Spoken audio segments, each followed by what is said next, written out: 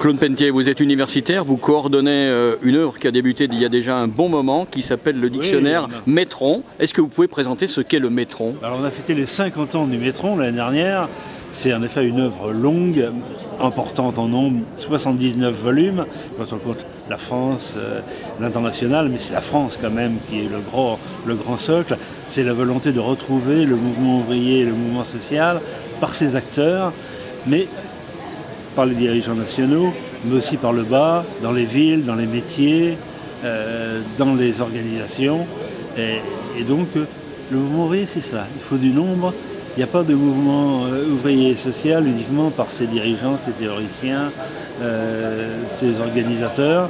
Il faut qu'il y ait derrière des militants qui sont forcément sur le terrain, des gens qui ont une action imaginative. Ils ne sont pas simplement en train de reproduire des lignes, il faut qu'ils adaptent et qu'ils inventent des choses dans leur entreprise, dans leur lieu d'activité.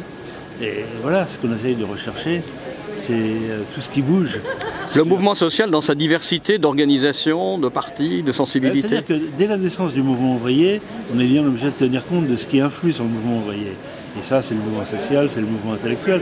D'ailleurs, à l'époque, au XIXe siècle, le mot mouvement social était très répandu. J'ai l'impression de le découvrir, mais même des revues se préoccupant de la question sociale s'appelait le mouvement social. Dans le fond, ce qu'on a fait en adaptant aux périodes, c'est l'histoire de la sociale par ses acteurs. Et alors, par exemple, si on est dans les périodes plus récentes, l'anticolonialisme, le féminisme, toute une série de mouvements de libération des mœurs ou de défense des étrangers, etc. C'est voilà, ce qu'on appelle mouvements sociaux liés, soutenus ou pas, plus ou moins, etc., par les grandes organisations syndicales ou politiques. On essaye de saisir tout ça, tout ce qui bouge dans la société, mais ce qui bouge dans le sens de l'émancipation.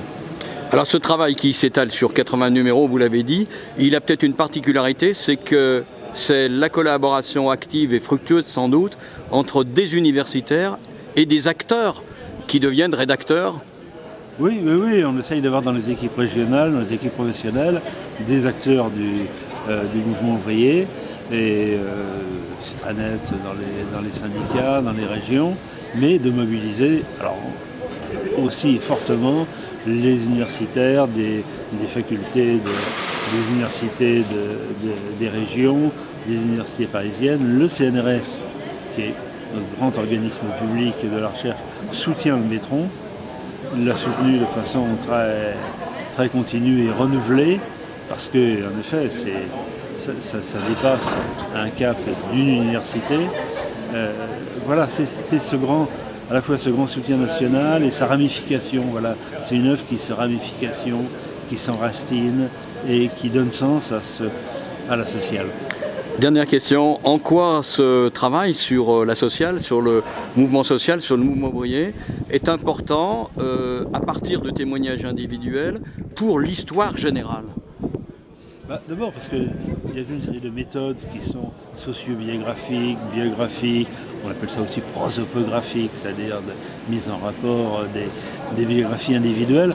Ce sont des méthodes universitaires qui se sont bien établies et qui permettent de monter en généralité, de ne pas rester l'individu est important, il y a même une charge émotionnelle, il y a une charge de connaissance très précise, mais le regroupement de ces différents individus, par exemple, qui allaient se battre en Espagne, pourquoi, dans quel sens, quelle perception de l'antifascisme, quel rapport à la profession, quelle catégorie d'âge, qu'est-ce que c'est les fusillés qui se réclamaient pendant la Seconde Guerre mondiale, de la libération du territoire. Ça, c'est un grand mouvement social.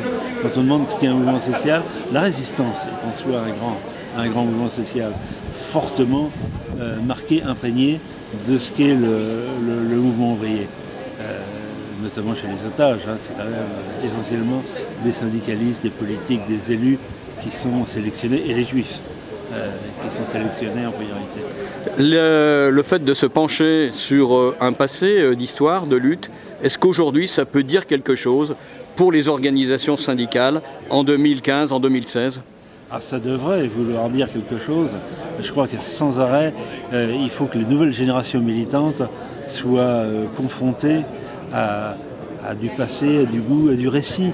Moi, je suis frappé, par exemple, dans ce qu'on vient de faire récemment sur les fusillés, comment on touche des publics jeunes dans les lycées. On va parler dans les lycées devant des classes de première, 3 classes de première, qui peuvent écouter pendant 2 heures, absolument subjugués, intéressés, fascinés, l'existence des gens qui avaient à peu près leur âge et qui se sont battus, qui ont été exécutés, qui posent ensuite des questions qui sont tout à fait justes.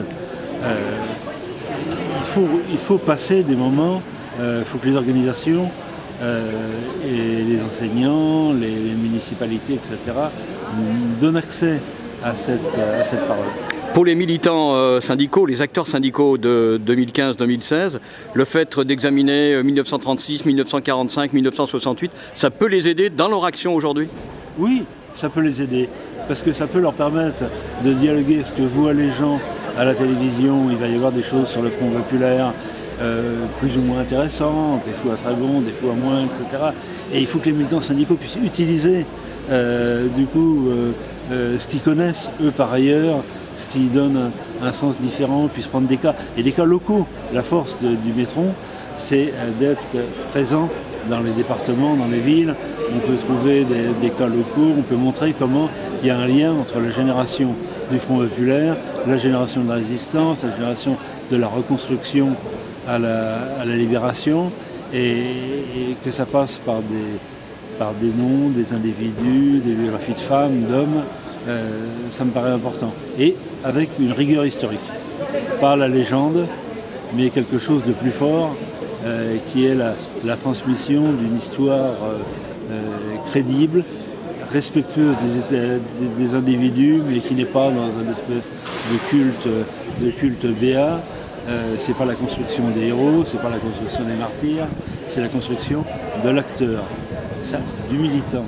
C'est une tâche noble que de militer, c'est une tâche créative, et il faut lui redonner ce sens de noblesse et de création. Donc en conclusion, quand on pose aujourd'hui dans une entreprise, sur un territoire, une revendication syndicale par exemple, connaître l'histoire qui a précédé, ça peut aider. Ça peut aider. Je suis frappé que ça aide d'ailleurs beaucoup les avocats qui défendent les ouvriers dans les procès.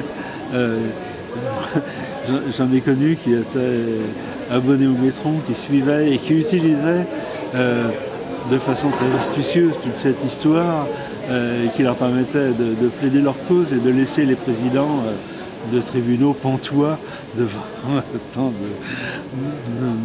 tant de savoir et de rapprochement entre deux périodes, de force du rapprochement.